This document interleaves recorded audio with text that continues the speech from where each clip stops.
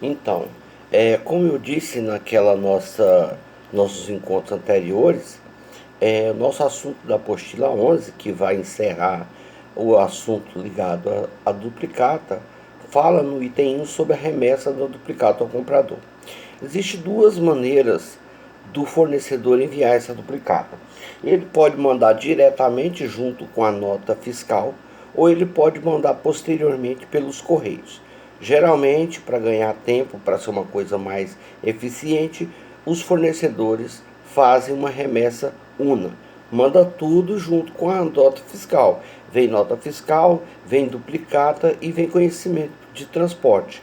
Como eu expliquei na aula passada, você faz o seguinte: você assina o canhoto da nota, você assina o conhecimento de carga, se o frete for pago pelo fornecedor, claro, né? Se o frete for pago por você, você faz o cheque na hora ou assina o conhecimento, recebe o boleto.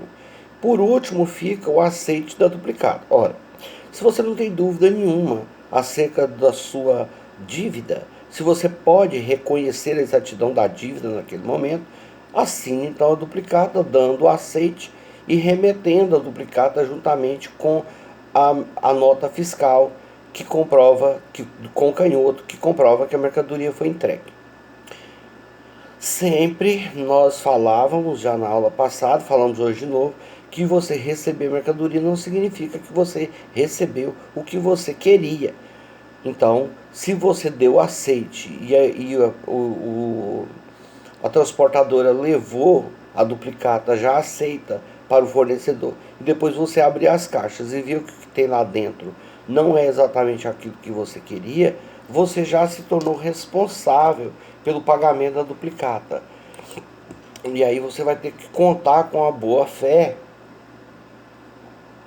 do, do fornecedor para desconsiderar aquela duplicata. Mas isso nem sempre é possível. É, no final dessa aula eu vou falar sobre duplicata fria, que eu prometi fazer isso na aula passada com vocês, né? Então eu vou falar no final, quando eu terminar aqui eu vou falar sobre duplicata fria. O aceite na duplicata ele é obrigatório, ele é de caráter obrigatório. Por quê? Porque antes do aceite você não tem um título de crédito, você ainda não tem uma relação é, concretizada. Então ninguém vai receber uma duplicata, vai descontar a duplicata para você, se lá não tiver o aceite do devedor. Então, por isso que a duplicata é um título de crédito causal, ela está ligada diretamente à compra que foi feita.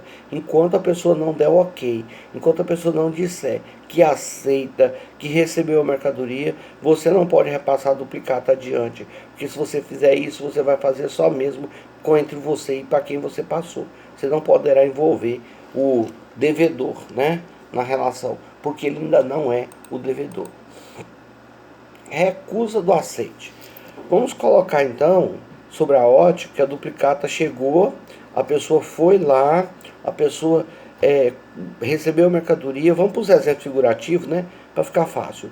Dilma comprou lá mercadoria, ela é dona de uma loja de artigos de utilidades domésticas, foi lá em São Paulo, comprou uma série de produtos. Ela tem um pedido, né, que ela trouxe, porque é o pedido que confirma o que foi que ela recebeu, né, o que foi que ela comprou.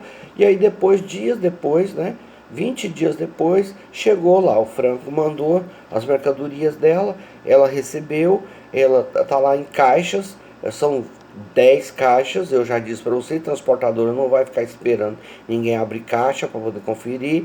Então, Dilma foi lá, deu aceite na nota fiscal, deu também assinou o conhecimento, o motorista foi embora, devolveu lá para o Franco o canhoto, devolveu o conhecimento, mas não devolveu a duplicata, porque Dilma ficou com a duplicata. Pela lei, Dilma tem 10 dias para conferir as caixas. Quando Dilma abriu as caixas, descobriu que, ao contrário do que ela havia pedido, na caixa só veio pratos de um modelo. Veio 10 caixas de prato, todos os mesmos modelos. E ela diz: bom, não foi isso que eu pedi. Então Dilma vai entrar imediatamente em contato com o Franco e vai dizer: eu estou recusando de dar o aceite na duplicata, porque a duplicata, a mercadoria que chegou aqui não bate com a mercadoria que eu comprei. Não adianta você fazer isso verbalmente, né, Dilma? Então, mais aconselhar, em vez de ligar para o Franco, é mandar um e-mail para ele dizendo os motivos pelos quais você está se recusando a dar o aceite, manda uma cópia do seu pedido e manda foto das coisas que chegaram. Olha, tudo chegou, tá tudo muito bonito, tá tudo inteiro, não tem problema nenhum, mas não foi isso que eu pedi.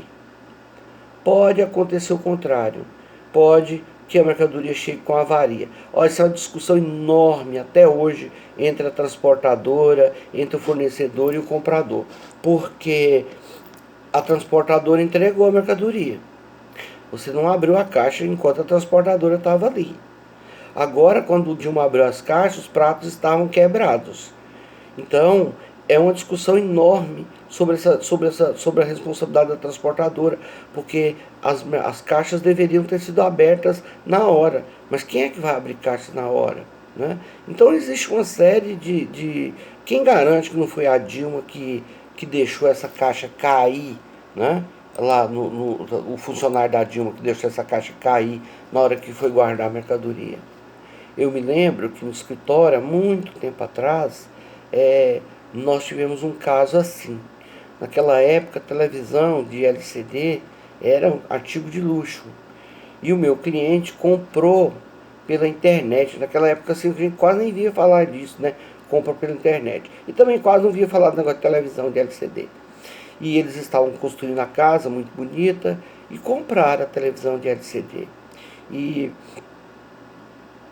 a mercadoria chegou e eles levaram para a casa nova, guardou na casa nova e ninguém abriu a caixa. Dias depois, quando estavam já montando os móveis, abriram a caixa e descobriram que a televisão estava trincada, estava rachada, a tela estava trincada de fora a fora. E já havia passado os 10 dias, né? Mas para o fornecedor a relação é diferente, né? Não se tratava necessariamente de duplicata. Mas imagine você se fosse uma loja que vende produto. Então, a conferência deve ser feita o quanto antes. Eu me lembro que eu trabalhei numa distribuidora de medicamentos e havia um setor de conferências, né, para conferir pedido versus caixa, para saber se o que realmente havia sido pedido realmente tinha chegado. Então, numa loja, isso é muito complicado, porque no meu caso específico, ela era fornecedora, nós tivemos tempo para entrar com a ação, entramos com a ação, fizemos um acordo, a empresa ela pagou o frete, a empresa entregou outra TV para ela, para minha cliente, mas o fato é que se a gente for analisar sobre todos os aspectos, eu não tenho tanta certeza que não foi um pedreiro que foi lá e derrubou aquela caixa e que trincou. Mas o fato é que para a lei ela estava no prazo dela, principalmente porque a caixa estava lacrada, né? Ela não tinha tirado aquele lacre da caixa. Bom, então, como eu disse, a recusa do aceite pode ser dada em 3 condições. Primeira condição, avaria nas mercadorias ou não recebimento das mesmas, quando elas não forem entregues por conta e risco do comprador. Lembrando que se foi que você que contratou a transportadora e tiver avaria da mercadoria, a culpa não é do fornecedor, é você que tem que lidar com o transportador. Quando for devidamente comprovado vícios, defeitos e diferenças na qualidade ou na quantidade das mercadorias. Mercadoria que veio com defeito, mercadoria que veio diferente do pedido, tudo isso autoriza a pessoa a pedir, né, a se recusar a dar o aceite. Por divergência nos prazos ou nos preços ajustados. Também é muito comum acontecer. Nesse caso, tem que haver uma compensação. Isso no comércio é muito comum. Às vezes vem mercadoria a mais do que aquilo que você pediu. Então você liga, o comprador liga na empresa e pede para a empresa fazer, faz uma reclamação dizendo que está insatisfeito porque veio mercadorias, né, o preço não está o mesmo, né? O prazo não foi o mesmo, e aí de repente vai lá e negocia esse prazo, estende o prazo maior, né? Dá um abatimento, dá um desconto, se às vezes o preço que chegou a mercadoria não foi o preço combinado. No próximo bloco eu vou falar sobre os procedimentos de devolução e retenção da duplicata.